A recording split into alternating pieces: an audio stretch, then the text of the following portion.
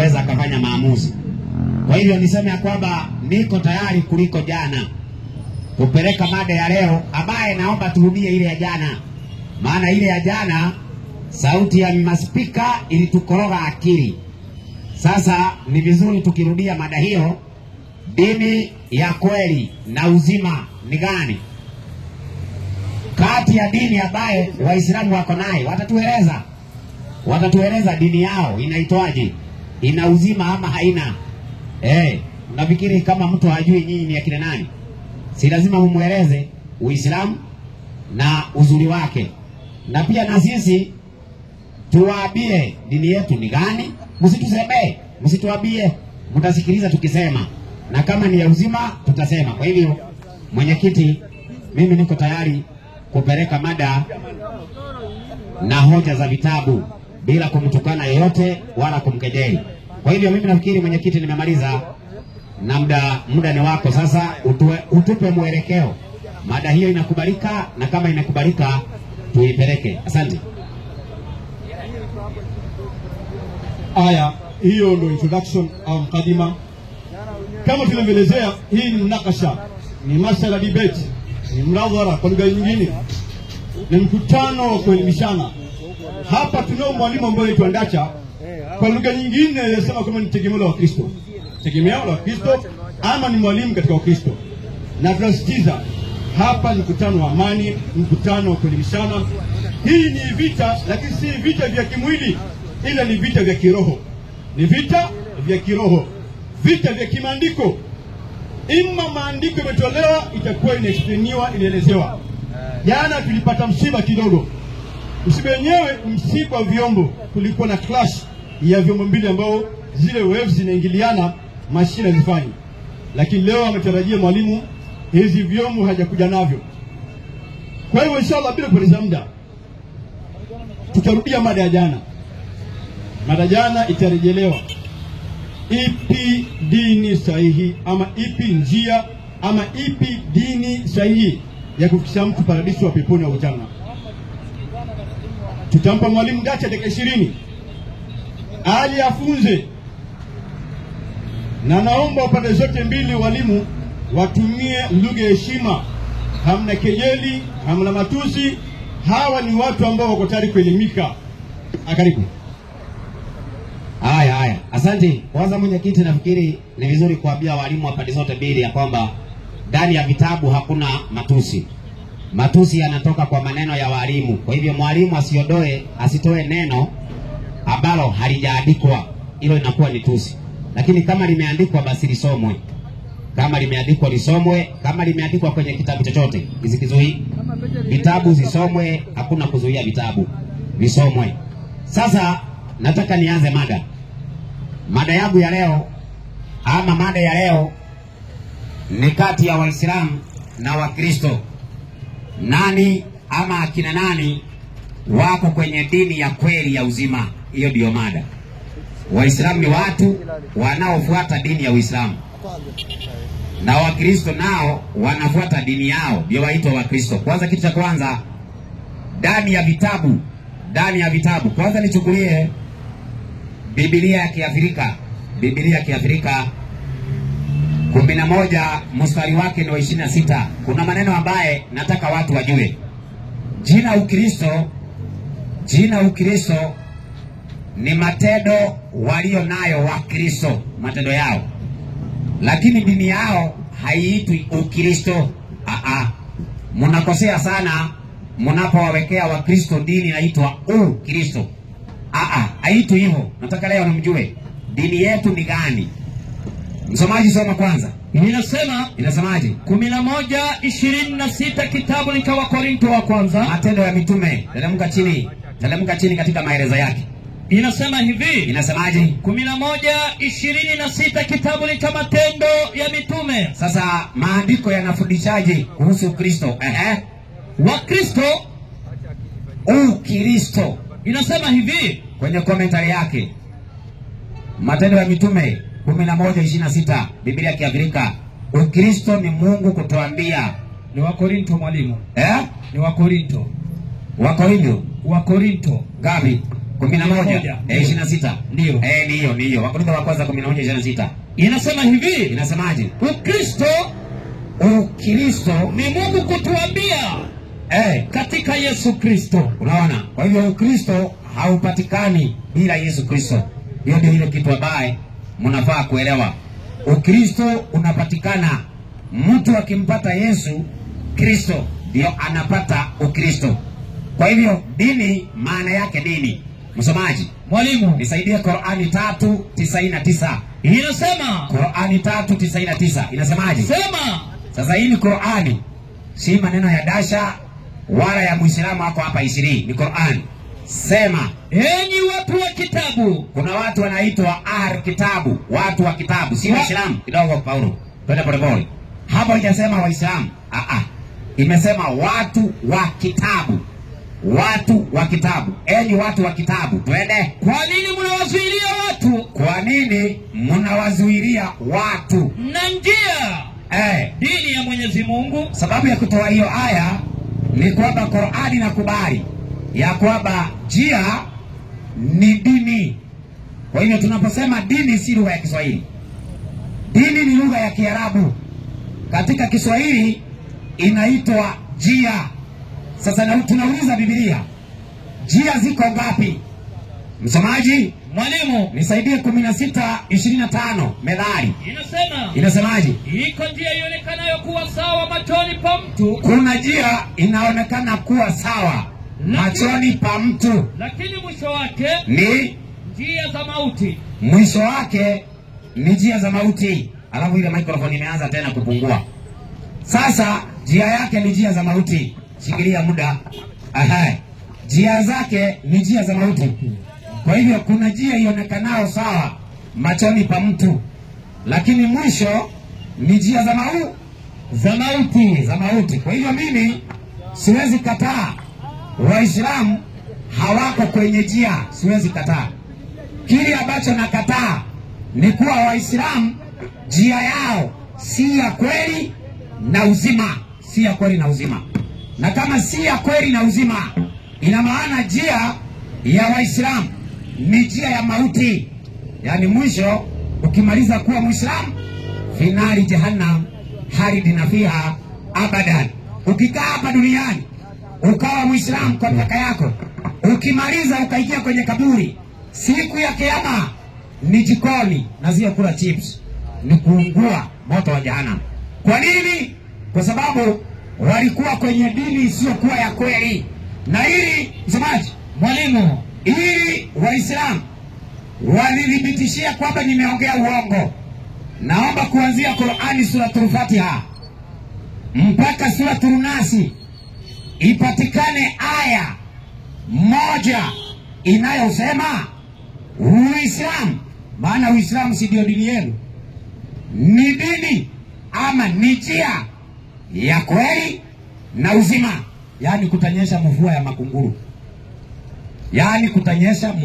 makunguru. Andiko kama hilo kwa Qur'ani mtoe leo. Wacha hivyo mnaweka mkutano hapa mkidai ati dini yenu ni ya kweli. Mko na andiko moja tu ambaye andiko hiyo hata si Mungu anasema. Mnashida hapa mkituambia ati dini ya Uislamu ni ya Mungu. Mungu anasema, nisaidie Qur'ani 3:19. Hakuna aya Mungu amewahi sema Uislamu ni dini yangu. Hakuna. Wala Mungu hajawahi tamka kitu kama hiyo. Akitamka leo tusikie. Naomba ushahidi tolewe leo kwenye aya Qur'ani. Mungu anasema Uislamu dini yangu.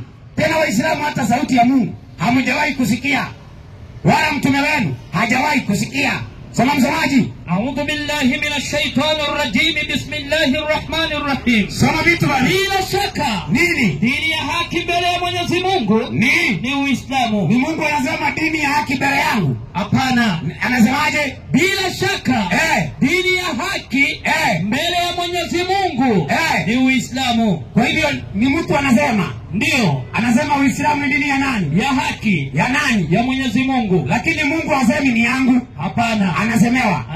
Kama vile leo tumekuja hapa asemewe. Lakini yeye hasemi. Kwa hivyo tunawaacha wasemee Mungu wakati Mungu hasemi. Mungu hajawahi sema Uislamu ni dini yangu. Kile ambacho kimesema katika vitabu ni Yesu tu amewahi zungumza maneno haya. 14:6 Yohana Soma tusikie. Inasemaje? Yesu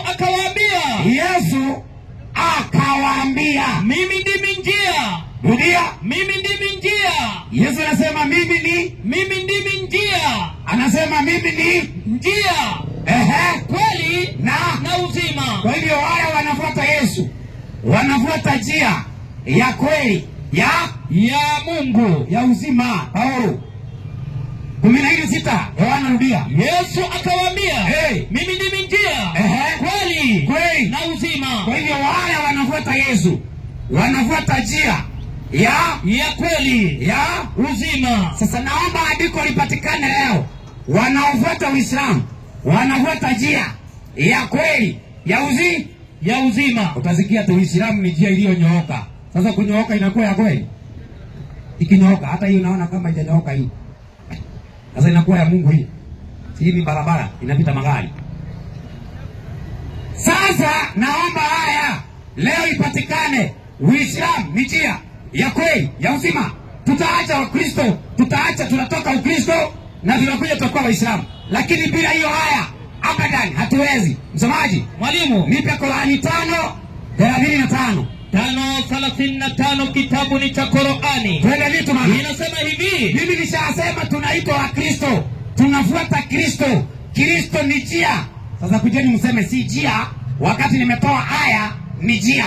Nyinyi mseme si njia kwa akili zenu. Tuwaache muongee tu kwa akili zenu maana mmezoea. Sawa hiyo? Enyi mlioamini. Sasa hiyo Qur'ani inaongelea enyi mlioamini. Enyi mlioamini. Inaambia nani? Waislamu. Nani? Waislamu. Asoma. Mcheni Mwenyezi Mungu. Mcheni Mwenyezi Mungu. Na tafuteni njia. Waislamu wanaambiwa tafuteni njia. Hawa njia. Qur'ani tawaambia mtafute njia mkiwa naye. Ina maana hamuna. Unaona Muislamu anaswali mara 5 kwa siku, si ndio? Ndio. Lakini katika swala yake lazima amalize akisema tuongoze. Ihdina siratal mustaqim. Kila siku anaomba ihdina siratal mustaqim. Sasa kama mko naye mnaishiki kuomba ya nini? Na mnaye wewe unaweza pewa mkate alafu shida kisema nipa mkate na mwanao. Sasa tuambie te mko na dini ama mko na njia tena kila siku mara 5 tupe njia. Mtawahi leo mara 5 kwa siku, mwaka 2, mwaka 5 na mnaomba tu njia. Kujeni tuwaonyeshe njia, muache kuomba. Ona watu. Msemaji, mwalimu, tumewaonyesha njia ya kweli ya uzima ni nani? Yesu Kristo. Sasa nisaidie kitabu kinaitwa Alulu Al-Marijani. Sasa leo hapa batajibika leo. Kwanza leo tumeanza mapema. Tena sauti iko sawa. Yaani hapa tuseme kufika jioni itakuwa patashika suruali kushanika. Soma hiyo msomaji. Inasemaje? Katika kitabu kinachoitwa Lulu Al-Marjani, ukurasa wa 51 hadi 55. Inasema hivi. Inasemaje? Ukurasa wa 51 hadi 55. Inasemaje? Hadithi ya Abu Huraira. Hadithi ya baba wa mapaka Abu Huraira. Anasema Mtume wa Allah sallallahu alayhi wasallam amesema Mtume Muhammadi, naapa mimi Muhammad naapa kwa ambaye nafsi yangu iko mikononi mwake, kwa yule ambaye nafsi yangu iko mikononi mwake, karibu atateremka kati yenu mwana wa Maryam. Kumbe yule ambaye nafsi ya Muhammad iko mikononi mwake atateremka. Nani? Mwana wa Maryam. Huyo ndiye anaitwa Yesu. Kwa hiyo Muhammad alijua Yesu ndiye njia kweli na uzima. Akaweka nafsi yake mikononi mwa nani? Mwa Yesu Kristo. Alafu Waislamu hapa 20 hawataki kuweka maisha yao kwa Yesu, wakati mtume wao aliyasema huyu ndiye njia ya kweli na iliyonyooka. Msomaji, mwalimu, nisaidie 43:61 Qur'ani. Na kwa kweli Mtume Muhammad kwanza ameweka nafsi yake mikononi mwa nani? Mwa Yesu Kristo. Sasa anawaambia Waislamu, nifuateni mimi maana Yesu ndiye njia iliyonyooka. Soma vitu bwana. Na kwa kweli nani? Yeye Nabii Isa ni alama ya kiyama. Huwa kinaanza kutukaribia. Maliza. Msikifanyie shaka. Twende. Nifuateni. Hii ndiyo njia iliyonyooka. Kwa hivyo Mtume Muhammad anaambia Waislamu wamfuate, awapeleke kwa njia ambaye ni nani? Iliyonyooka, ambaye ni nani? Yesu Kristo, ambaye ni nani? Yesu Kristo. Sasa manabii kabla Waislamu hawa 20, manabii walikuwa wajia gani?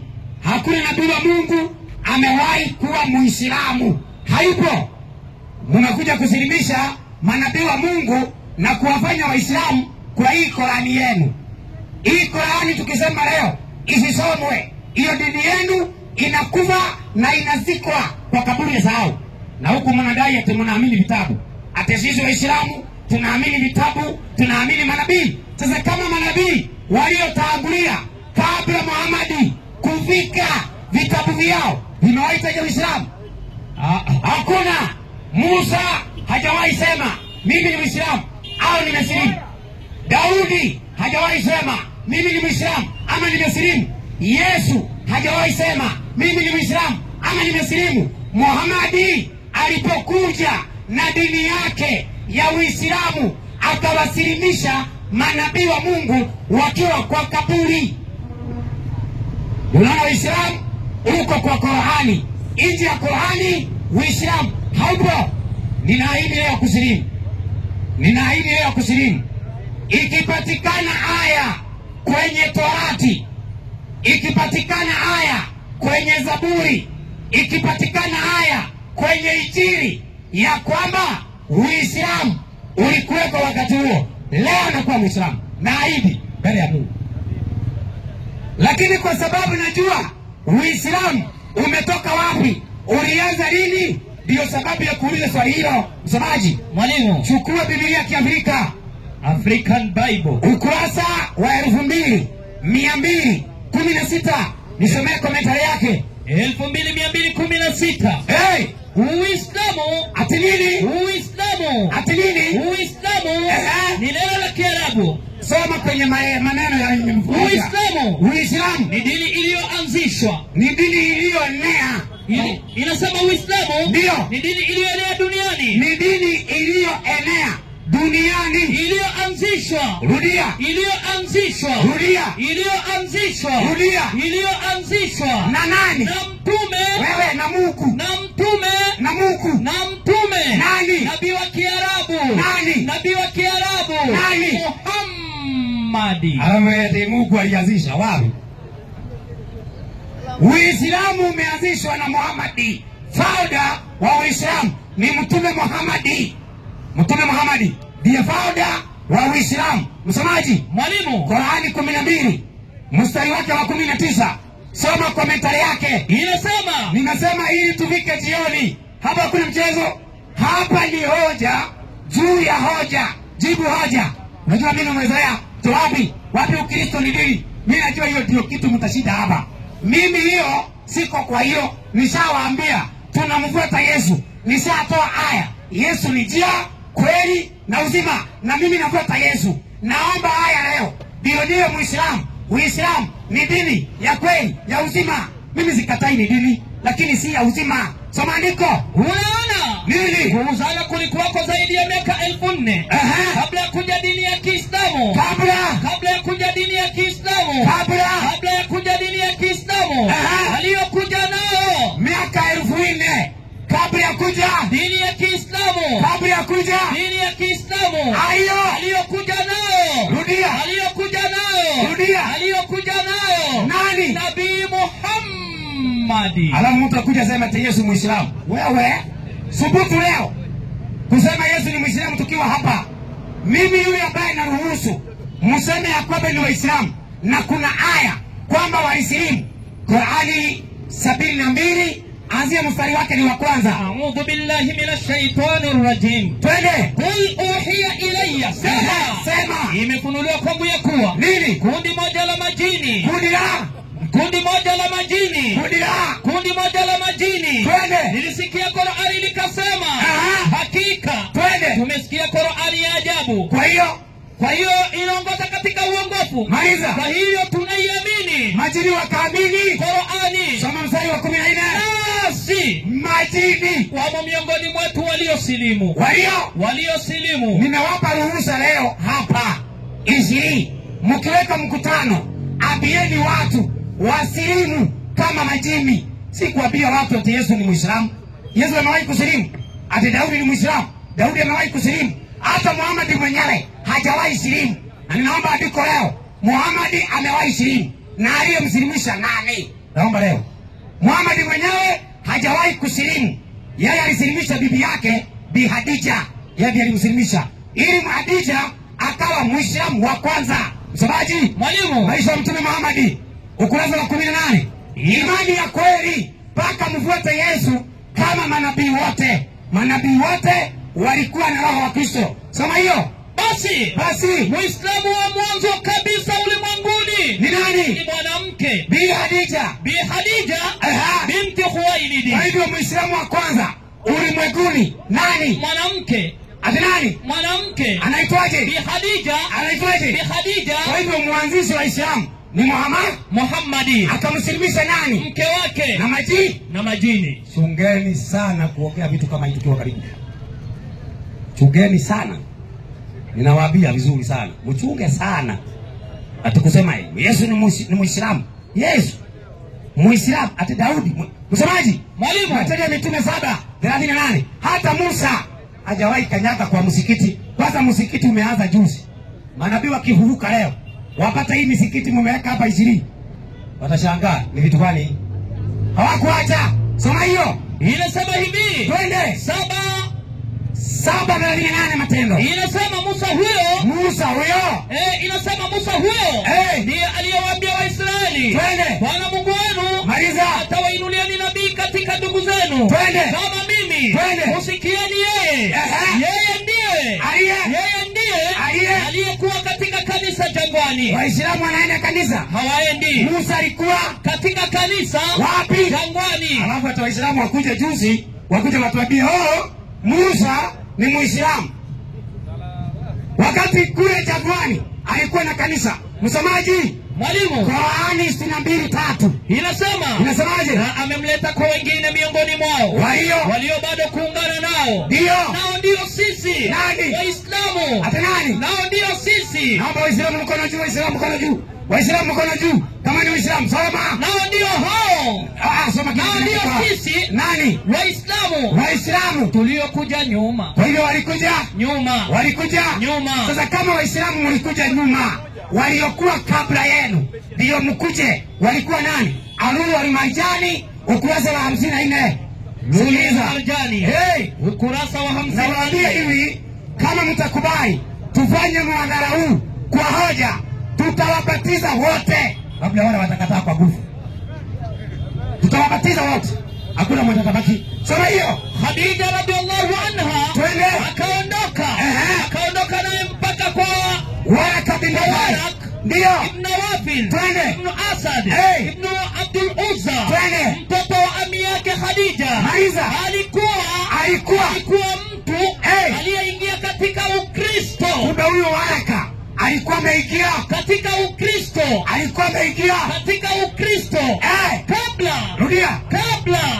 Kabla ya Uislamu. Kwa hivyo Ukristo ulikuwa kabla ya Uislamu. Ukristo ulikuwa kabla ya Uislamu. Nimesoma hadithi au gazeti? Hadithi au gazeti? Hadithi. Kwa hivyo Waislamu walikuja nyuma. Wakristo walikuwa kabla ya Waislamu. Qur'ani 2:62 inasemaje? Katika walioamini mitume wa zamani huko. Walioamini zamani ni Mayahudi na nani? Na Wakristo na nani? Na Wasabai. Kumbe Wakristo walikuwa zamani. Manabii walikuwa Wakristo. Waislamu walikuja nyuma. Nani kaanzisha Uislamu? Muhammad. Mungu awabariki. Haya. Sio Mungu atubariki, sisi abarikiwa. Sisi tayari tushabarikiwa, tuna baraka. Haya. Amezungumza inshallah tumoje kidogo, inshallah. Tumoje tu. Yote ni mabaishaji tu kusikia. Yote ni mabaishaji. Sheloa. Anasema akionyesha ukweli bana atasilimu. Swali ni kwamba bana akisilimu motoni nani atakwenda? Bana motoni nani atakwenda? Sheloa. Haya, bila kupoteza muda tapa Sheikh Idrisa dakika 20. Mada alipopita uelewe, umesikia alipopita swala zake na hoja zake. Dakika 20. Assalamu alaikum wa rahmatullahi wa barakatuh. Wa alaikum assalam wa rahmatullahi wa barakatuh. Hebu kwanza Waislamu mkono juu. Ikiwa Muislamu nyosha mkono. Asante sana. Teremsheni. Hebu Wakristo mkono juu. Wakristo. Kwa nini nimesema hivyo? Mada iliyokuwa hapa, labda walimu wangu kabla mwalimu apande, kwanza azingatie nini kinachotaka kuzungumzwa. Mada si Waislamu na Wakristo. Mada inategemea dini, kati ya Islam na Kristo. Hasa aliyekuja hapa jasho limemtoka kweli, akithibitisha Wakristo na Waislamu sio mada. Na ikiwa unataka kutafuta mada hiyo, panga siku. Vinavyozungumziwa ni vitu viwili, ni dini. Kati ya Uislamu na Ukristo, ipi dini ya kweli? Sio watu. Mwalimu wewe unachekesha. Sasa akienda huko atazungumza nini na tena? Naahidi eti nikitolewa aya Uislamu ni ukweli na uzima, atasilimu. Si tunasema usilimu. Wizi wa viatu msikitini sasa umepungua. Tunaomba watu wabaki vile walivyo. Tumechoka kuibiwa viatu. 399 aliyotoa, twende. 399 Qur'an. Zingatieni ndugu zangu kwanza mada. Baada auzu billahi minashaitani rajim. Tena mpaka anaingia kwa majini. Huko nako unaenda wapi? Soma aya. Baada auzu billahi minashaitani rajim. Ndio. Sema, enyi watu wa kitabu. Kuna watu wanaambiwa ni watu wa kitabu, ndio. Mbona mnawazuilia watu? Na dini. Njia ya Mwenyezi Mungu. Yaani njia ya Mwenyezi Mungu. Sisi hapa hatuna shida. Hatuna tatizo. Mada yetu ni dini. Kati ya Uislamu na Ukristo, ipi dini ya Mungu? Mchungaji anazungumzia watu. Waislamu. Waislamu tuna nini na wewe? Thibitisha kiwanjani hapa. Ukristo ni dini ya nani? Ya Mungu. Mwalimu tena hii aya kisha maliza. Inasema mbona mnawazuilia watu na dini njia dini ya Mwenyezi Mungu? Sasa alipopata hapo, wale walioamini mkaitafutia kosa. Hebu angalia. Jamaa alipofika hapo akatafuta sehemu ya kuning'inia. Eti aninginie atafutie Ukristo uwe dini ya Mungu katika 14:6 kitabu cha Yohana. Twende hapo. 14:6 Yohana. Inasema alienda kuning'inia hapo. Nisikilize sasa wewe. Mimi ndimi njia. Yesu wewe anzia 5 wewe. Nianzie 5. Anzia 5, wewe hakwenda 5. Wacha tumpandishe juu alafu tumrudishe chini. Sisi ndo walimu wake. Alafu unajua nini? Ndio. Hii kumweka mwalimu hapa anapata nafasi kubwa sana. Lakini pale mpe maiki athibitishe Ukristo ni dini ya Mungu. Kesho aingie hapa huyo. Kesho haji. Hebu twende sasa. Tomaso akamwambia, ndio Bwana, sisi hatujui uendako. Twaijuaje njia? Tutaijuaje njia? Yesu akamwambia. Majibu ya Yesu akamwambia Tomaso, mimi ndimi njia. Na kweli. Na uzima. Mtu haji kwa Baba. Ila kwa njia ya mimi. Sasa akasema Waislamu mnatusingizia. Sisi njia yetu ni Yesu. Kwa hiyo dini yao ni Yesu. Leo ushikwe upelekwe mahakamani. Unatakiwa uwape na vitabu. Wewe dini gani useme ni Yesu? Tawekwa ndani. Nani kakwambia Yesu ni dini? Tomaso anauliza. Yesu anajibu, mimi ndimi njia, kweli na uzima. Mtu haji kwa Baba ila kwa njia ya mimi. Akasema hapo sasa ndio kwetu. Sisi dini yetu ni Yesu. Sio kweli? Yesu ako na maana kubwa sana. Tena katika andiko hili nakupa leo nisikize vizuri. Andiko hili lina ufafanuzi mara 4. Yesu amezungumzia neno njia mara 2 katika andiko moja. Kisha akazungumzia neno kweli mara 1 katika andiko moja. Kisha akazungumza neno uzima mara 1. Halafu neno njia likarudiwa mara 2. Kisha akazungumza neno mimi mara 2 katika andiko moja. Nini maana yake? Nini maana ya kweli? Nini maana ya uzima? Hiyo njia anayokusudia ni njia gani? Hebu kitabu cha Marko 12:14 tumtie chuoni huyo. 12:14 Marko, kisha niingia katika maeneo yake. Inasema mwalimu, ndio, hata walipofika alimwambia, mwalimu, wewe Yesu mwalimu, tunajua kuwa wewe mtu wa kweli. Tunajua kabisa kwamba wewe Yesu ni mtu wa kweli. Endelea. Wala ndio hujali cheo cha mtu. Huna tabia kuangalia mtu anafanya kazi gani. Endelea. Kwa maana tazami sura za watu. Wewe Yesu huna tabia ya kumwangalia mtu usoni. Endelea. Lakini katika kweli unaifundisha njia ya Mungu. Wewe Yesu unaifundisha njia ya Mungu. Huko unaliona hilo? Uje thibitisha hapa. Hiyo njia anayefundisha Bwana Yesu, hiyo njia ya Mungu inaitwaje? Hakuna njia duniani haina jina. Kila njia iko na jina. Kuja rudi hapa, eleza watu. Yesu ni mtu wa kweli na hana tabia ya kutizama sura za watu, lakini katika kweli anaifundisha njia ya Mungu. Hiyo njia ya Mungu anaifundisha ni njia gani? Yesu amewacha njia panda hapa. Wakristo mkatafuta njia mkakosa, mkadhani Yesu ndiyo njia. Alipokuja Bwana Mtume Muhammad sallallahu alaihi wasallam, kwa huruma yake akawaambia Kristo, mtahangaika, mtapata tabu kuitafuta njia. 626 nirudi katika mapito Qur'ani. Harakisha. Akawaambia msihangaika, hakuna msiingie Facebook za hizi. Hata hapa hatuko Facebook. Kila mtu azime simu yake. Hatuko Facebook, tunasikiliza. Sio tunazungumza baadaye unasema hukusikia. 626 Qur'ani. Niko hapo mwalimu. Twende. Inasema mwalimu, baada ya billahi na shetani rajim. Na hii dini ya Uislamu. Ndio. Njia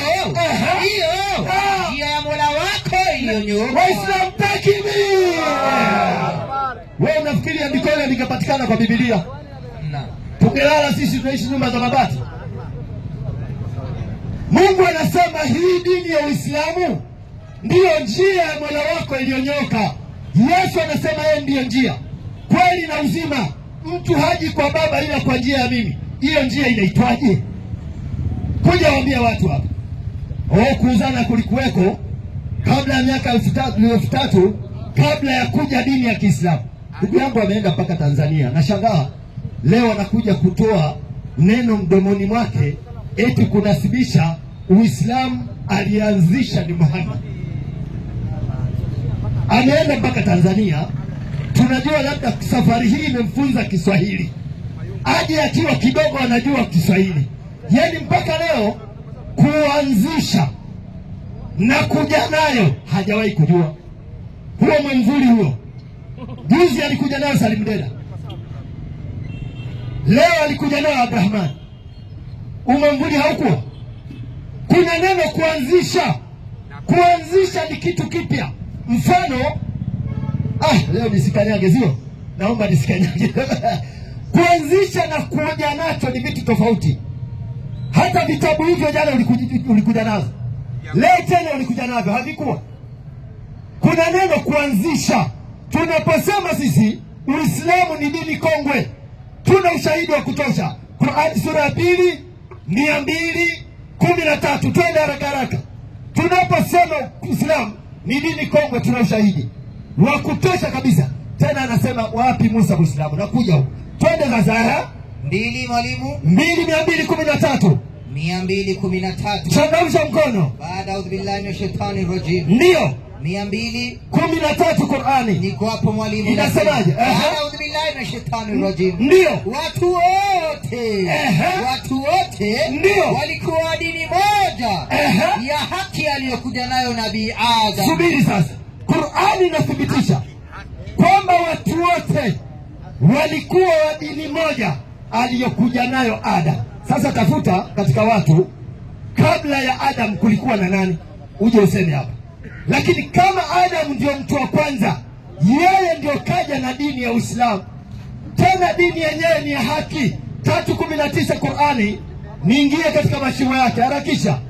Aliyokuja nayo Nabii Adam, watu wote walikuwa dini moja ya haki. Haijatajwa. Hii dini ya haki ni dini gani? Twende. Inasema mwalimu. Ndio. Bila shaka. Bila shaka. Ndio. Dini ya haki mbele ya Mwenyezi Mungu ni Uislamu. Takbir. Mchungaji angekuwa mwema na mzuri, angetoa dini ni Ukristo. lakini kuwepo hapa anazungumzia habari za Wakristo. Mada yetu haiwagusi Wakristo. Mada yetu inagusa dini. Kati ya Uislamu na Ukristo, ipi dini ya Mungu? Anasema habari za Ibrahimu. 367 Qur'ani. Habari za Ibrahimu usiguse. Uko usiende huko. Hebu msikilize mwenyewe anasemaje. Inasema mwalimu, Ibrahimu ndio hakuwa Myahudi wala Mkristo. Subiri sasa, ikiwa mnaumia hapa itabidi muumie kweli. Huyu Ibrahimu hakuwa Myahudi wala Mkristo. Endelea. Lakini alikuwa mwongofu. Mtii wala hakuwa katika washirikina. Endelea. Watu wanaomkurubia zaidi Ibrahimu ni wale waliomfuata yeye katika zama zake, na mtume huyu Muhammad sallallahu alaihi wasallam, na waliomwamini mtume huyu na Mwenyezi Mungu ndiye mlinzi wa wenye kuamini. Imetosha. Huyo ni Ibrahimu bana. Hakuwa Mkristo wala Myahudi, lakini Ibrahimu alikuwa mwongofu. Sura 22 aya 77 Qur'an. Harakisha sasa. 22:77 Qur'an. Inasema mwalimu 22. Mada hapa ni nini ndugu zangu? Sisi tuthibitishe Uislamu, kisha jamaa zetu wathibitishe nini? Ukristo. Sio kuangalia watu hata tusaidia leo katika mada ya leo. Twende. A'udhu billahi minash shaitani rajim. Enyi mlioamini, ndio salini. 70 hiyo 77 mwalimu. 78 twende. Inasema mwalimu, na ipiganieni dini ya Mwenyezi Mungu ndio kama inavyostahili kupiganiwa. Endelea. Yeye ndio amekuchagueni muwe umma ulio bora. Endelea. Wala hakuweka juu yenu mambo mazito katika dini. Wala Mungu hakuweka mambo mazito katika dini. Endelea. Nayo dini hii ndio ni mila ya baba yenu Ibrahim. Waislamu takbir. Kweli katika Biblia kama Ibrahimu alikuwa Mkristo, anasema Musa. Nafagia sura ngapi? ya 10 yake 84. Harakisha. Musa anamtafuta, anasema aonyeshwe Musa. Twende. Inasema mwalimu 10:84. Na Musa akasema, enyi kaumu yangu, enyi watu wangu, ikiwa nyinyi mmemwamini Mwenyezi Mungu, ikiwa nyinyi mko na imani na Mwenyezi Mungu, basi ndio tegemeeni yeye. Endelea. Kama nyinyi ni Waislamu kweli. Waislamu takbir. Ananiangalia vizuri. Tulikutana Mkuru kwa Njenga huyo. Tena hatukukutana hivi. Mpengeuzie. Ndio alinitambua mimi nani. Jina hili kaliandika na wino mwekundu. Sio masiala. Zinazoangaliwa hapa ni dini. Kitabu cha Matendo ya Mitume. Hebu peleka imprimato pale. Matendo ya Mitume 11:26 tuiangalie. Inasemaje? Imprimato. Mada ni dini, sio watu. Ndio maana nilipoingia hapa sikugusa Wakristo, sio kazi yangu. Hapa tunachozungumzia ni dini. Kati ya Uislamu na Ukristo, ipi dini ya Mungu? Jamaa akasema dini yetu Yesu. Ndio namwambia upelekwe kotini siku hiyo, uambie vitabu viwili, Qur'ani na Biblia. Wewe dini gani? Useme Yesu. Utawekwa ndani miezi 6 kwanza ujifunze kujibu ili uje usomee shtaka lako. Na kama dini yenu ni Yesu, basi mtakuwa mmewaibia watu siku nyingi sana. Mbona hamkueleza mapema kwamba dini yenu inaitwa Yesu? Soma andiko. Mwalimu, Matendo ya Mitume ngapi? 11:26. Iko hapo mwalimu. Soma hiyo. Inasema Wakristo ndio maana yake ndio wafuasi wa Kristo. Wakristo maana yake ni wafuasi wa Kristo. Hilo ni jina la kupanga walilolitumia wapagani. Hilo ni jina la kupanga. Jina hilo waliotumia wapagani. Endelea. Wapagani wa Antiokia katika kuwaita wafuasi wa Yesu. Hebu wapagani mkono juu. Ikiwa ni mpagani. Si unaona hata wenyewe hawajitusi. Hapa anazungumzia, ukizungumza Wakristo ni wapagani. Ndio maana nilivyosema nyosheni mikono hamkunyoosha. Sisi ni Waislamu. Hiyo ndio dini yetu. 5:3 Qur'ani. Tuwape raha hawa. 5:3 aya 5:3 Qur'ani. Sema aya. Inasema mwalimu, baada audhu billahi minash shaitani rajim, mmeharamishiwa. Ndio. Leo twende. Mmeharamishiwa. Leo nenda moja kwa moja, tusichelewe. Inasema 5:3 Qur'ani. Ndio. Waliokufuru wamekata tamaa katika dini yenu. Endelea. Basi ndio, siwaogope. Endelea. Bali niogopeni mimi. Twende. Leo Mungu anasema leo nimekukamilishieni dini yenu. Subiri sasa, mada yetu si watu, mada ni dini. Mungu anasema leo nimekukamilishieni dini. Endelea. Leo ndio nimekukamilishieni dini yenu. Endelea. Na kukutimizieni neema yangu. Mungu anasema ametimiza neema yake. Ndio. Na nimekupendeleeni Uislamu uwe dini yenu. Mungu anatoa upendeleo kwamba Uislamu ndio uwe dini yetu. Waislamu takbir. Jamaa ameshindwa kuthibitisha kwamba Ukristo ni dini ya Mungu. Anazungumzia watu tena, mnashangaa sana alivyotoa 18:1, sijui alikuwa anaenda wapi. Hebu soma hiyo aya Qur'ani 18:1 Qur'ani inasemaje? 18:1 unatafuta nini? Kisha akaenda akaweka neno pale. Twende.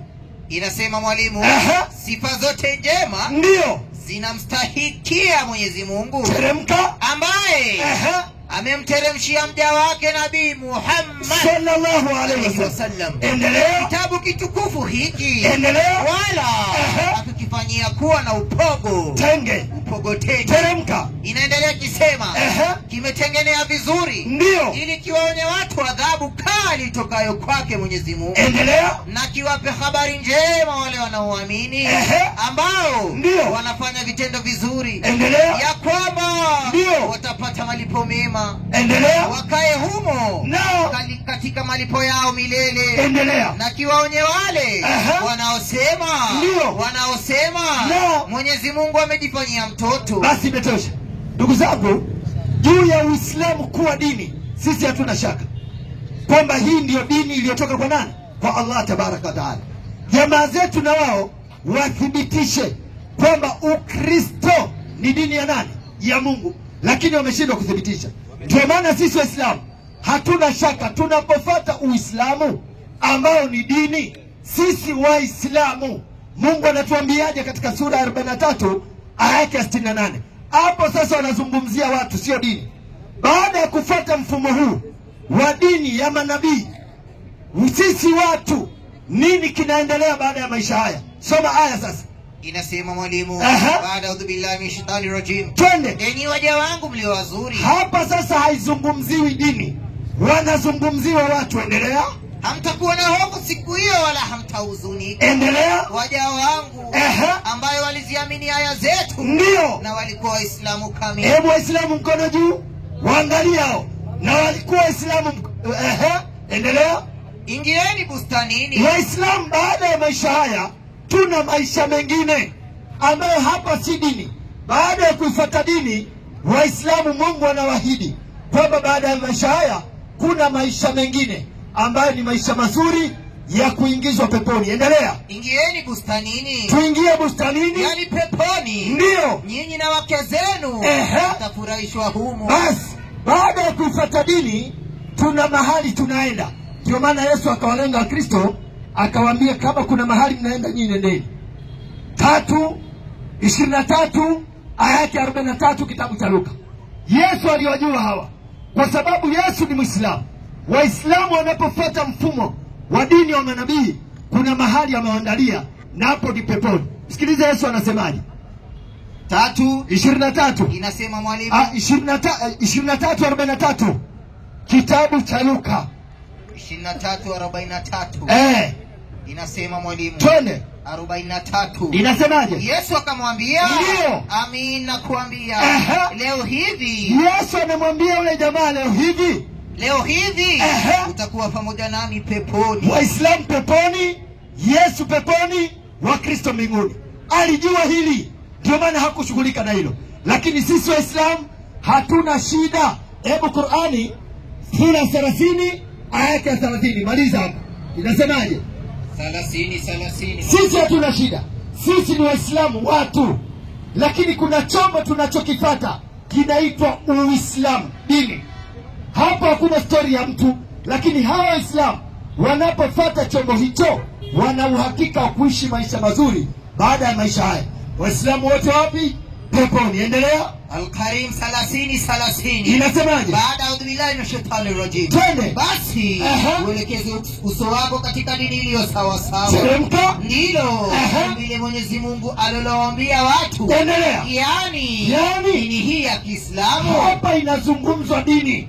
Yani dini hii ya Kiislamu. Yani dini hii ya Kiislamu. Twende. Inawafikiana barabara na umbo la binadamu. Maliza. Inaendelea ikisema ndio hakuna mabadiliko katika maumbile ya viumbe vya Mwenyezi Mungu. Twende. Hiyo ndiyo dini iliyo haki. Hii ndiyo dini iliyo haki. Lakini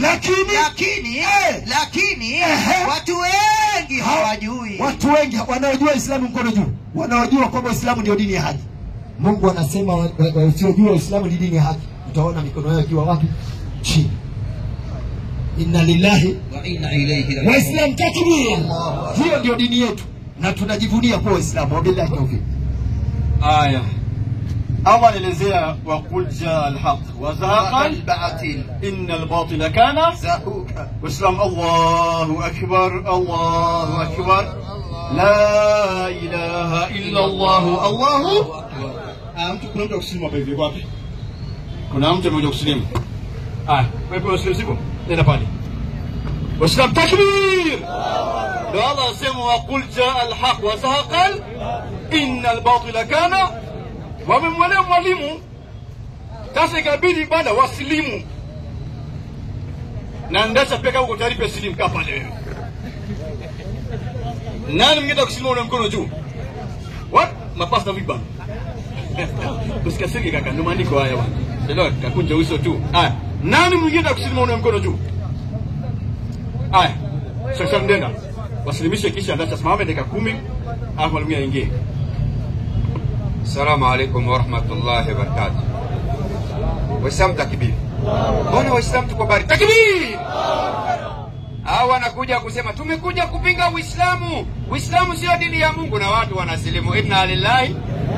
Waislamu takbir. Tusomeni sura pamoja Allah alete nusra. Suratul Idha jaa. Tusomeni bismillahir rahmanir rahim. إذا جاء نصر الله والفتح ورأيت الناس يدخلون في ديني نتنازungumzia nini في ديني نتنازungumzia nini يدخلون tunazungumzia nini sasa hawa tuwaeleweje nasikia kuna mwingine Waislamu takbir nasikia kuna msichana yuko hapa aingie tu aingie في دين الله yafaja fasabih bihamdi rabbika tufanyeni istighfar. Ndacha mimi ameniambia usiwe na wasiwasi, nikiona mambo mzuri nitaslimu. Wacha nichukue huko, wacha nitaslimu. Njoo. Yuko wapi anataka kuslimu jamani? Mwacheni aingie. Uislamu takbiri. Wapeni ndugu zangu wa maki. Tuanze na wewe. Kijana, habari yako? Ongea, unajua usiwe kama dem mwanaume anakuanga ngangari ndio maana msimamizi au sio? Unaitwa nani? Dennis. Dennis unasemaje? Wataka kuingia kwa dini. Waislamu takbir. Anasema anataka kuingia wapi? Na tunazungumzia nini? Na anasema anataka kuingia wapi? Wewe waoneshe watu, usizime hiyo, waoneshe watu. Deno huyo. Deno wewe umekuwa Mkristo, si ndio? Kwa miaka ngapi hivi? Neno sauti. Utaki umetoka. Ndio hivyo sawa. Hebu shika microphone hivi na mkono wa kushoto. Nyosha kidole hivi. Nyosha hivi. Kidole hivi. Unaona hivi? Na sio ya kanu, hii inashuhudia Mungu ni ngapi? Sema ashhadu alla ilaha illa Allah wa ashhadu anna Muhammadan Rasulullah. Sema rasulu Allah. Nimekubali kwa moyo. Nimesema kwa ulimi. Nimesema kwa ulimi. ya kwamba hapana mola anaifaa kuabudiwa kwa ukweli isipokuwa Mwenyezi Mungu peke yake, na Muhammad ni mtume na ni mja wa Mwenyezi Mungu. Kwa maana hayo mawili ushakuwa Muislamu. Takbir. Neno, umeona uzito wake? Ni maneno tu, hakuna registration fee, hakuna membership card. Membership card yako ni kusema la ilaha, umeshakuwa Muislamu. Hiyo ndio kadi yako, ndio membership yako. Dunia nzima unakokwenda unaambia mimi nimesema la ilaha illa Allah Muhammadur Rasulullah, unakuwa ni ndugu ya Waislamu dunia nzima. Bilioni ngapi? 2. Waambie Wakristo bye bye. Sadaka mpati tena. Waislamu takbir. Mpe huyo mwingine. Ndugu yangu habari?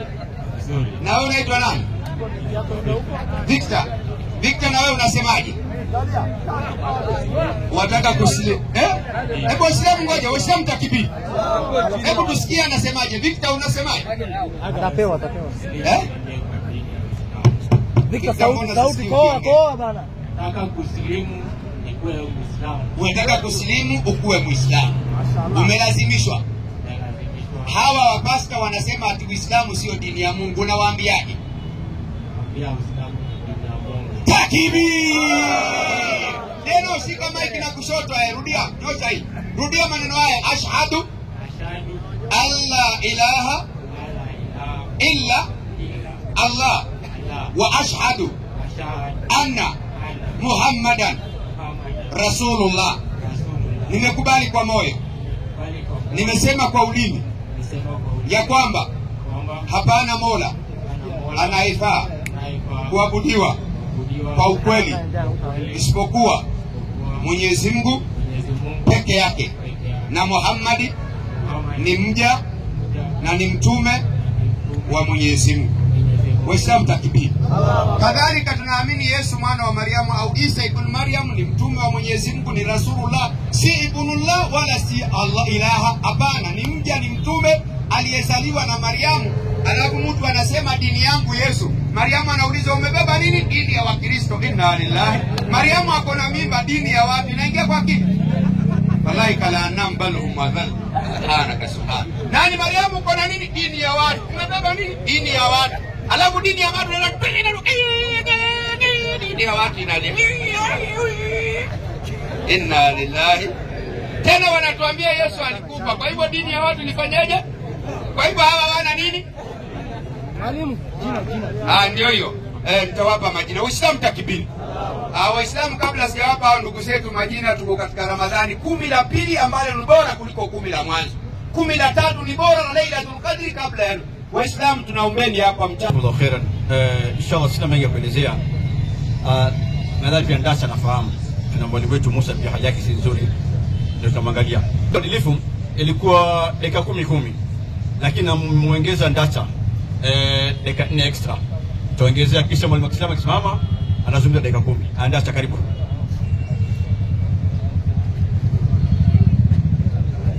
Nakupa 5 extra. 5 extra nakupatia. Alafu akirudi huyu dakika 10. Lakini usitukane. Mimi siwezi kutukana. Ile kitu nitasema ni hivi Sikilizeni na sina ubaya. Nani mwenda kusilimu? Waislamu takbir. Takbir. Kwanza Francis Ndacha, karibu katika mkutano, hakuna anayekufukuza, karibie, lakini mkutano wako umetukataza watu kusilimu. Sasa mkutano wetu watu wanaposilimu unakasirika, sio haki. Sio haki. Sio haki kwa sababu mkutano wake wakati mtu anataka kusilimu anakataa. Lakini wetu wanaposilimu watu anakasirika. Sasa watu washasilimu na wengine watasilimu. Nani mwingine yuko tayari kuwa Muislamu? Hebu mkono juu. Hebu Waislamu mkono juu. Waislamu. Aya chini. Aya, mtu anayetaka kuwa Muislamu. Nani anataka kujoin Islam? Anayetaka kujoin Islam. Allah anasema wa qul jaa al-haq wa zahaqa al-batil inna al-batila kana zahuqa. Hebu mpatie wewe bwana. Kaa hapo, kaa hapo. Angalia hilo, kaa chini. Kaa chini ndugu. Kaa kwanza. Kaa hapo kwanza. Rafiki yangu, habari yako? Nzuri. Unaitwa nani kwanza? Peter. Peter, wewe ni SDA? Hizo swali. Kanisa yako ni SDA, nauliza tu. Kanisa yangu? Sasa kwambia kwa mimi mwenyewe kanisa. Swahili ngumu. Kwani unaitwa nani? Peter. Wewe ni kanisa? Ndio. Akiyamkuwa Mkristo ni mtihani. Kwa hivyo wewe ni kanisa kabisa, unatembea? Ndio. Okay. Kwa hivyo hauna kanisa ingine? Sina. Wewe ndo kanisa? Ndio. Na Yesu pia ni kanisa? Yesu ni dini. Yesu ni dini? Ndio. Wewe ni kanisa? Ndio. Hii ni mtihani. Kwa hivyo Yesu dini, wewe kanisa, na Mariamu ni Biblia. Mariamu. Mariamu pia ni kanisa. Kwa hivyo Mariamu ni kanisa, wewe ni kanisa. Kwa hivyo wewe ni kanisa ya kiume na Mariamu ni kanisa ya kike, ama? Nasema. Ni gani umesema? Nasema hivyo ndio umesema. Kwa hivyo wewe ni kanisa ya kiume na Mariamu ni kanisa ya kike. Niulize swali, nenda kazi. Aya, subiri kidogo. Mimi nataka nikuhoji, uliposema Yesu ni dini, sawa? Unaamini kabisa Yesu ni dini? Ndio. Unayo andiko inasema Yesu ni dini? Niko. Toa. 14:6. Kitabu gani? Yohana Injili. Mpe akusomee. Kaa karibu na Biblia pia. Kaa karibu na Biblia. Inasema mwalimu. Inasemaje? Yesu akamwambia, mimi ndimi njia. Mimi ndimi njia. Na kweli. Na kweli. Na uzima. Na uzima. Mtu haji kwa Baba. Mtu haji kwa Mungu. Ila kwa njia ya mimi. Ila kwa njia ya mimi, mpe. Umesikia Yesu anasema mimi ni dini?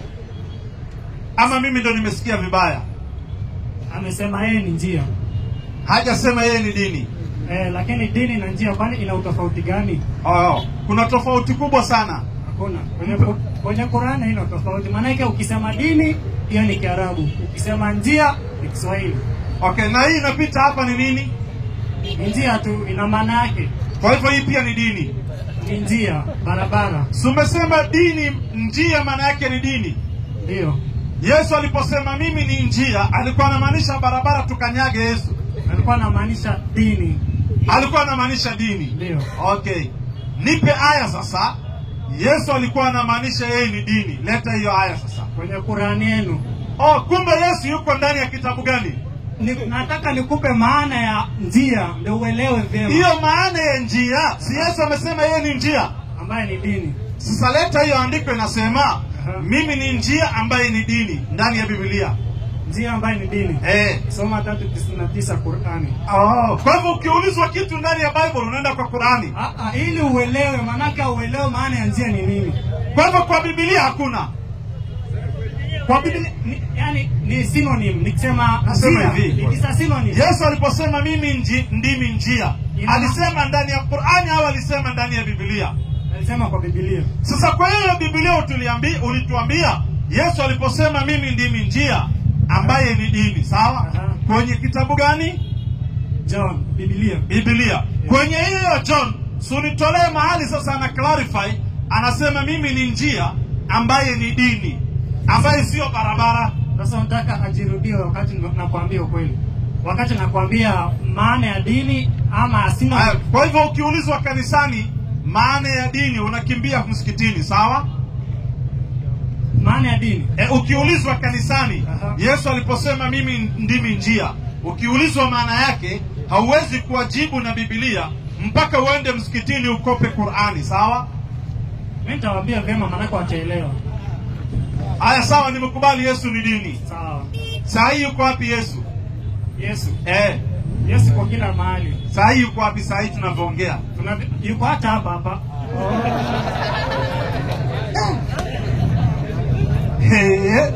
Haya, tunamtaka huyu Yesu muite akae hapo. Mlete huyu Yesu, yuko hapa. Najua nini? Kidogo. Nasema hivi, nimekuuliza Yesu yuko wapi, ukasema ako wapi? Kidogo. Yuko wapi? Inasema yuko hapa. Yuko hapa? Ndio. Si tumuulize Yesu kama yuko hapa. Tumuulize. Mpa huyo 6:24 Yohana. Mpatie msomaji asome. Somaji 6:24 Yohana. Inasema mwalimu 6:24. Anasema Yesu yuko hapa na nilimwambia muite, ameshindwa. Inasema mwalimu, basi mkutano kama huu walipoona ya kuwa Yesu hayuko huko. Ati nini? Basi mkutano walipoona ya kuwa Yesu hayuko huko. Kumbe mkutano huu Yesu hayuko wapi? Endelea. Mkarudia. Rudia tena. Basi mkutano. Ati Yesu yuko hapa, mkutano ndo huu. Basi mkutano walipoona ya kuwa Yesu hayuko huko. Yesu hayuko kwa hii mkutano. Wale wanafunzi wake waliingia mashuani wenyewe. Kumbe kwa hii mkutano Yesu si kwa hii. Vipi Kiswahili uelewi? Yuko kwa ingine. Sio kwa hii. Kumbe suli tuambie yuko hapa. Mashuani. Sawa. Yesu alipofariki. Sawa. Akafufuka. Yesu alifanyaje? Alifariki. Na yeye ni dini. Sawa, yeye ni dini. Dini kafanyaje? Kitu cha kwanza nataka nikueleze. Kwanza nini mnaona? Usirukeruke ndugu. Usirukeruke. Nini mnamfahamu Yesu katika mwili? Na wewe unamfahamu katika?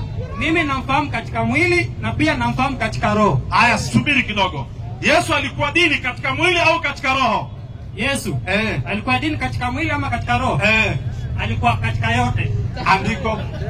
Alikuwa katika yote. Andiko. Manake dogo. Manake kabla huyu Yesu asaliwe aje katika mwili na Mariamu, alikuweko. Ndio, ama kuweko. Alikuweko. Alikuweko kama nani? Alikuweko kama spirit. He was a spirit. Sio dini. Ni dini pia. Na alipokuja hapa duniani, Mariamu si alikuwa anafuata dini ya Mungu kabisa. Na ako na mimba, sawa? Sawa. Mimba ya nani? Huyu Yesu. Ambaye ni nini? Dini. Kwa hivyo dini ya Mariamu iko ndani ya? Sawa vile unaelezea. Lakini kidogo. Ona, kidogo. Nakusikiza tu. Ukasikia yangu Yesu sio dini, ushahidi. Imprimanto 4:1 Timotheo wa kwanza. Mulitoa. Ndacha amebeba hizo vitabu. Yesu ni dini, upende ukataa. Muhammad. Ndacha amebeba kitabu yetu Imprimanto. Haikutolewa. Haya, mwambie Abdurrahman atoe. Bayo iko kwa Abdurrahman. Tunataka imprimanto inshallah. Walitoa tu mbili. Haya, mpe huyo. Marko 12:19. Inasema mwalimu, Marko 12:19. Kama sijakosea. Inasema mwalimu, Musa alituandikia kwamba ndugu ya mtu akifa akamwacha mkewe wala hana mtoto, ndugu yake. 10 ngapi unasoma? 12:19. 14 soma. Ama soma Mathayo 22:16 bora zaidi. Mathayo 22:16. Inasemaje? Soma Mathayo 22:16. Inasemaje? Inasema mwalimu 22:16. Inasema wakatuma kwake wanafunzi wao pamoja na Maherodi. Wakasema. Kitabu gani unasoma? Mathayo. Soma. Ngapi unasoma? 22:16. Endelea. Inaendelea kisema mwalimu, tunajua kuwa wewe mtu wa kweli. Hawa ni wanafunzi wanamwambia Yesu, mwalimu, tunajua wewe ni mtu wa kweli. Endelee. Na njia ya Mungu waifundisha katika kweli. Na njia ya Mungu waifundisha katika kweli. Kumbe Yesu alikuwa anafundisha njia ya nani? Ya Mungu. Na umesema njia ni nini? Njia ni dini. Kwa hivyo alikuwa anafundisha dini ya nani? Ya Mungu. Kumbe kuna yeye na dini ya nani? Kuna yeye ambaye ni dini, anafundisha dini ya Mungu. Kwa hivyo dini ngapi hizo? Dini ni moja. Anwar, ukisoma Revelation 19. Ukisoma Revelation 19. Swali yako ni gani leo? Kwa sababu hapa tutavurugana tu bure. Yesu dini, Yesu dini. Yesu kafa msalabani, dini imekufa. Yesu sasa yuko mbinguni, dini hauna. Ninyi mkija kumjua Yesu, Uislamu mtawacha. Swali ni sisi hatumjui Yesu. Mfahamu. Wewe unamjua? Tena vyema. Mama yake anaitwa nani? Mama ya nani? Yesu. Mama ya Yesu katika mwili anaitwa Mariamu. Mariamu amezaliwa na nani? Mariamu amezaliwa na wazazi wake. Wanaitwa nani? Baba na mama ya Mariamu. Amezaliwa na wazazi. Wazazi wake wanaitwaje? Wacha nikuulize. Sasa tayari humjui Yesu. Ikiwa hujui ukoo wa Yesu, subiri. Ikiwa hujui ukoo wa Yesu, utamjua Yesu wewe? Mfano mimi namjua Sheikh Salim ama Hassan ama Abdurrahman ama Ramadhan Kuria bin Kaguo. Ili nimjue vyema lazima nijue wazazi wake. Kwani uongo? Wacha nikuulize. Sharifu wa Kikuyu, nikishajua wazazi wake tayari namfahamu. Wewe mzazi mmoja wa Yesu mjui? Mariamu wazazi wake wanaitwaje? Mimi nishakwambia kwamba baba yake Mariamu anaitwa nani? Baba yake Mariamu? Iko kitabuni. Sema anaitwaje? Hiyo si madacha nikuulize swali. Wewe. Wacha nikuulize swali. Qur'ani ijibu, sikiliza. Wacha nikuulize swali. Sasa wewe umeshindwa. Sikiliza, Waislamu wanajua baba yake Mariamu. Mpe huyo 3:33. Wacha nikuulize swali. Nasome kwanza usikilize, ndio utauliza swali. Waislamu wanamjua Mariam na mpaka familia yake. Wewe humjui? Soma hiyo. 31. 3:33 kama sijakosea. Inasema mwalimu 3:33. Inasemaje? Hakika Mwenyezi Mungu alimchagua Adamu na Nuhu. Na kizazi cha Ibrahimu. Na kizazi cha Imran. Baba yake Musa. Na Imrani mwingine. Aliye baba yake Mariamu. Ati nini? Aliye baba yake Mariamu. Mpe. Baba yake Mariamu anaitwa nani? Nimesoma hapo. Anaitwa nani? Imran. Lakini Biblia imemtaja. Kimya hakuna. Kwa hivyo hamjui, sisi tunamjua vizuri zaidi. Sisi tuko aula zaidi kwa Mariam. Nisikize. Tunamjua Mariamu mpaka baba yake. Tutashindwa kujua mtoto wake. Tunajua mpaka babu yake. Tunajua mpaka anaingia kwa Adam. Wewe Mariamu bin nani hujui? Amezaliwa na nani hujui? Utamjua Yesu sasa ikiwa hata mama yake umfahamu. Sisi tunamjua Mariamu. Una habari Mariamu alizaliwa kwa muujiza? Unayo habari? Kuliko Yesu. Acha nikuulize swali. Unaona sasa? Mariamu ni mwanamke peke yake yuko duniani analetewa chakula kutoka mbinguni. Unayo taarifa? Taarifa ni nani? Iko kwa Biblia. Analetewa chakula kutoka mbinguni. Unayo taarifa? Acha nikuulize swali. Unaona sasa? Usiniambie mambo. Waislamu takbir!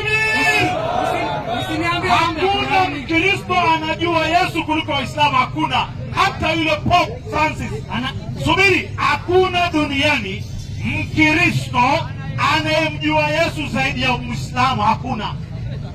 Muislamu aliyezaliwa leo anamjua Yesu zaidi kuliko Wakristo wa zamani. Unafanya mchezo? Ni Waislamu peke yao wakizaa mtoto wanamuita Isa. Kwani uongo? Hebu Mkristo mmoja anaitwa Yesu hapa, mkono juu. Anaitwa Isa, mkono juu. Isa. Muislamu anaitwa Isa. Isa 1 2 3. Hao wote wanaitwa Yesu. Nyinyi hakuna hata mmoja. Kisha muwe mnamjua. Sisi tunampenda Yesu na tunamfahamu mpaka tunaita watoto wetu Yesu. Nyinyi hamfahamu. Swali yako? Wacha nikuulize swali. Uliza. Sasa wakati Yesu wakati Yesu ukisoma pale Yohana Injili 57 mpaka 58. Sema tutende 58. Yesu anawaambia Wayahudi kwamba kabla Abrahamu hajasaliwa mimi niko. Naam. Kabla Abrahamu hajasaliwa mimi niko. Je, nataka unijibu leo. Mama wa Yesu wakati huo alikuwa ni nani? Anauliza kabla Ibrahimu asija kwako mimi niko, lakini hakusema kabla ya Adamu asija kwako mimi niko. Maana yake Yesu hakumtangulia Adam. Kwa hiyo muktadha yako nisikize, kwa hiyo muktadha yako Yesu hakumtangulia Adam. Lakini sio hivyo. Alikuwepo kivipi? Hii alikuwepo kiroho. Na watu wote walikuwepo kiroho. Mimi nakuuliza swali, Ufunuo 4:10 ujibu hiyo swali. Mpe huyo. Kabla ya sisi kuumbwa, subiri, ndo mama yake pia unijibu hiyo. Kabla ya sisi kuumbwa tulikuwepo kwa Mungu kiroho. Haya, mama yangu nitajie, wakati nilikuwa kwa Mungu kiroho alikuwa anaitwa nani? Soma hiyo 4:11 Ufunuo. Inasema mwalimu 4:11. Kabla ya kuumbwa tulikuwepo. Soma. Umestahili wewe. Wewe sikiliza Mkristo wewe. Umestahili wewe. Umestahili wewe. Bwana wetu na Mungu wetu. Bwana wetu na Mungu wetu. Angalia huku wewe. Bwana wetu na Mungu wetu. Kupokea utukufu na heshima. Wewe unafaa kupokea utukufu na heshima wewe Allah. Na uweza wewe Allah. Kwa kuwa wewe ndiwe. Kwa kuwa wewe Mungu Allah ndiwe uliyeviumba vitu vyote. Uliviumba vitu vyote. Na kwa sababu ya mapenzi yako. Vilikuwako. Ati nini? Vilikuwako. Kisha. Navyo. Vikaumbwa. Mpe. Vitu vyote vilikuwako. Kisha vikafanywaje? Vilikuwa wapi? Kule kwa Mungu. Mpe arudie, nikufundisha vizuri, rudia tena. Inasema mwalimu. Fanya hivi masikio ndugu yangu. Inasema mwalimu. Umestahili wewe. Sikiliza ya utukufu. Umestahili wewe. Naam. Bwana wetu na Mungu wetu. Kupokea utukufu na heshima. Naam. Na uweza. Kwa kuwa wewe ndiwe uliyeviumba vitu vyote. Mtatumia pole pole. Kwa kuwa wewe Mungu umeumba vitu vyote. Kwa hivyo mimi, wewe, Yesu na wengine tumeumbwa na nani? Yesu hajaumbwa. Hajaumbwa Haya, vitu vyote vimeumbwa na nani? Na Mungu. Haya, mpeendelee. Yesu hajaumbwa. Haya. Yesu hajaumbwa. Kwa hivyo alidondoka kama mvua Utatuambia tu. Sawa, endelea. Na kwa sababu ya mapenzi yako. Vilikuwako. Mpe.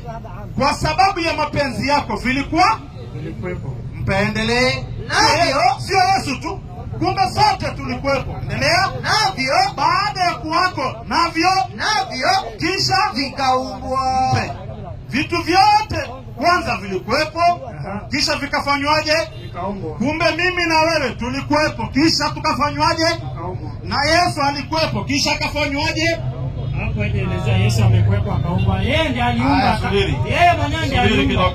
Yesu si alikuwa ndani ya tumbo? Alikuwako. Ndani ya wapi? Tumboni. Tuulize Mungu, huyu Yesu ambaye yuko ndani ya tumbo aliumbwa hakuumbwa? Mpe huyo. Isaya 44:24 nikutibu vizuri, nikunyoe kisha niongee na Waislamu. Waislamu takbir. Anasema Isa ibn Maryam hakuumbwa. Haya, hakuumbwa. Hajaumbwa. Nabii Isa lama aburinu taganya.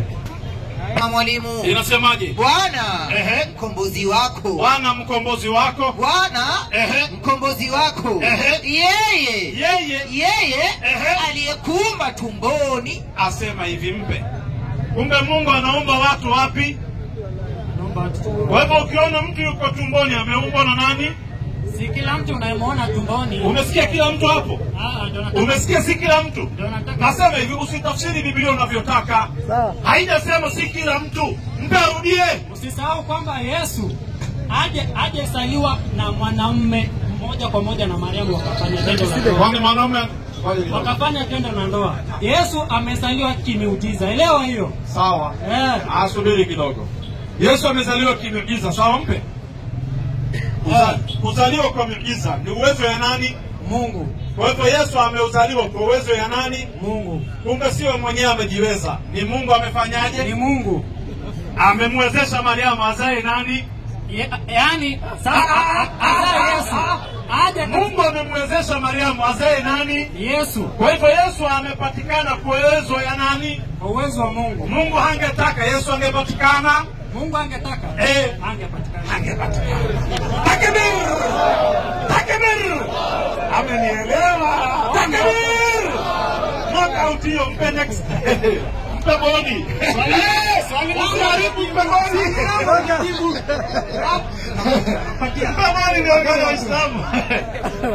Haya, tulia kidogo, tulia wewe. Mimi nakufutia usia moja. Umesilimu kwa sababu ya Mwenyezi Mungu. Na ushike maamrisho ya Mwenyezi Mungu. Na usichukie Uislamu kwa sababu ya tabia za Waislamu.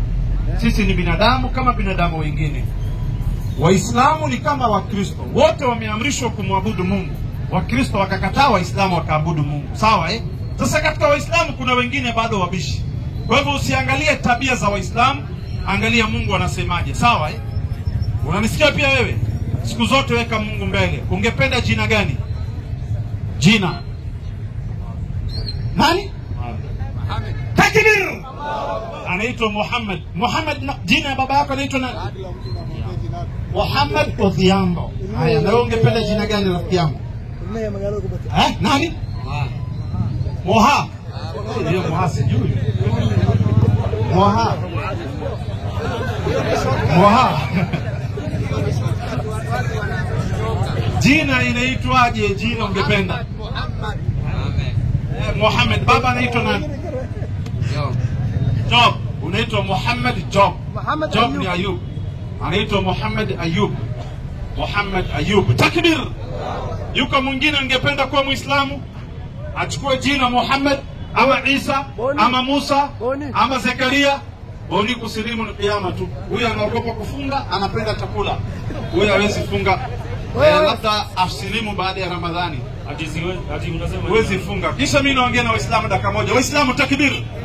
Kuna bwana ndugu yangu kwa Muislamu. Kwanza nataka niweke wazi kwamba Waislamu hawajui mama ya Yesu. Ati Waislamu hawajui mama ya Yesu? Isomewe. Ngoja kidogo. Ngoja. Tasoma ngoja. Waislamu hawajui mama ya Yesu, sawa? Hamjui. Na Yesu ni Mungu. Ngoja. Yesu ni Mungu. Wewe acha kulichanganya, acha nitoe andiko. Nisomewe Nyakati. Tulia. Kwani hatujui mama ya Yesu? Tulia ni wakisomewa Mambo ya Nyakati 6:3. Mtasome. Anasema hatujui mama ya Mungu. Kweli hatujui. Kama Yesu ni Mungu, basi hatujui mama yake. Inasema mwalimu, soma. Na wana wa Abrahamu, Haruni, na Musa, na Miriamu, na wana wa Haruni, Nadabu, na Abihu. Mpe. Iko sawa? Iko sawa kabisa. Ndio inaituambia mama na wana wa Amramu ni Haruni, Mariamu imetaja hapo. Sawa kabisa. Sasa Qur'ani inaposema mama baba wa Yesu ni Amran. Sio Amran. Amran ni mwanamke. Ngoja. Amram. Sio Amram. Ni nani? Amram ni mwanamke. Amram. Ngoja. Amram. Ngoja. Anaitwa Imran. Hiyo. Ati nini? Rudia. Sasa tulia. Sasa Qur'ani inachukuaje kizazi ya akina Musa? Ati wazazi wa akina Musa, mandugu wa akina Musa, akina Maryam, ati kuja kusema ni Yesu. Sio Yesu. Katikati ya Yesu, Maryam wa Yesu. Kidogo, sikiza Qur'ani kwanza, usiweke 3:33 Qur'ani. Anaitwa Imran. Imran wako wawili. Kuna Imran baba yake Musa na kuna Imran mwingine baba yake Mariamu. Sikiliza hiyo habari 3:33. Baada udhubillahi na shaitani rajim. Inasemaje? Hakika Mwenyezi Mungu alimchagua Adamu. Sikiliza, hakika Allah alimchagua Adamu na Nuhu na kizazi cha Ibrahimu na kizazi cha Ibrahimu na kizazi cha Imrani na kizazi cha Imran. Yani baba yake Musa. Wa kwanza ni baba yake Musa. Na Imrani mwingine. Ndio tena. Na Imrani mwingine aliye baba ya Mariamu. Mpe. Unaona hiyo maneno Hiyo kwanza iko kwa Arabiki. Hiyo ni mambano tu mniongeza kwa Qur'ani. Haiko. Haya sawa. Haiko. Subiri. Kidogo subiri. Qur'ani yetu ama yenu? Kama ni kweli iko nisomee kwa hii. Sawa. Nisomee kwa hii kidogo. Qur'ani ni yetu ni yenu. Nini? Qur'ani. Mbona mnaongeza? Sawa, ni yetu. Maneno ya Mungu iongezwe. Mnaongeza. Imeongezwa iko pambano. Haya sawa. Imran aliyetajwa ni yule wa Musa ama ni yule wa Mariamu? Imran. Sasa wazazi wa akina Musa na masista na mabrother tena ndio wanakuja tena hawa huyu Imran tena. Wewe ndio unachanganya. Si kuchanganya. Haya. Hiyo familia ni moja. Haya, mpe mwingine next. Mpe huyo.